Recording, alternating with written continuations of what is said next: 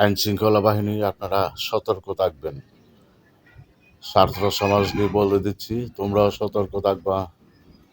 ওরা বুকরা পরে হাত মোজা পা মোজা লাগিয়ে মুখোশ লাগিয়ে পালিয়ে যাওয়ার চেষ্টা করবে।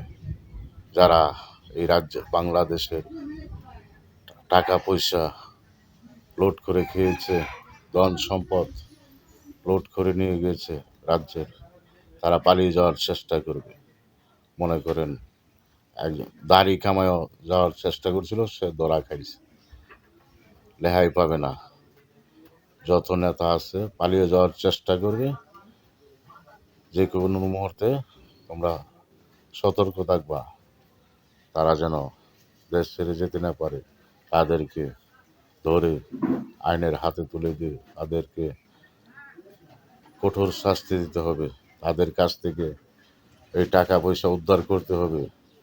বাংলাদেশ থেকে অন্য রাজ্যে পাচার করেছে, যেখানেই পাচার করুক, যে কোনো ব্যাংকে, সুইস ব্যাংকে পাচার করুক, সব জায়গা থেকে টাকা উদ্ধার করে দেশের গরিব দুঃখীদের মধ্যে বিলিয়ে দিবেন।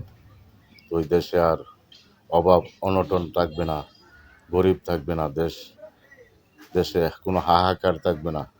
গরিব দুঃখীর প্রতি খেয়াল রাখবেন সবাই, যারা রাজ্যের কর্মকর্তা আছেন। সবাইকে বলছি, গরিবদেরকে অবহেলা করবেন না। যারা গরিব আছে, গরিব, তাদেরকে হেল্প করবেন। ওই টাকা পয়সা গরিবদের কাজে লাগিয়ে দিবেন। আসসালামু আলাইকুম।